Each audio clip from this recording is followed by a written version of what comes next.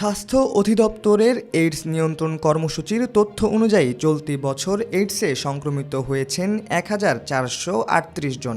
তাদের ৪২% সমকামী, ২৪% সাধারণ মানুষ এবং ১০% রোহিঙ্গা।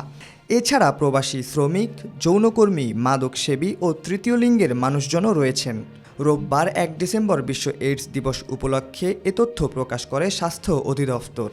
দিবসটির এবারের প্রতিপাদ্য অধিকার নিশ্চিত হলে এইচআইভি চলে যাবে। জানা গেছে, আক্রান্তদের মধ্যে ঢাকা বিভাগে রয়েছেন ৪০৬ জন, চট্টগ্রামে ৩২৬ জন, খুলনায় ১৫৪ জন, রাজশাহীতে ১৪৭ জন এবং অন্যান্য বিভাগে ৪৪ থেকে ৮৬ জন পর্যন্ত রয়েছেন। এ রোগীদের ৬৩%ই ২৫ থেকে ৪৯ বছর বয়সী মানুষ, ২১%-এর বয়স ২০ থেকে ২৪।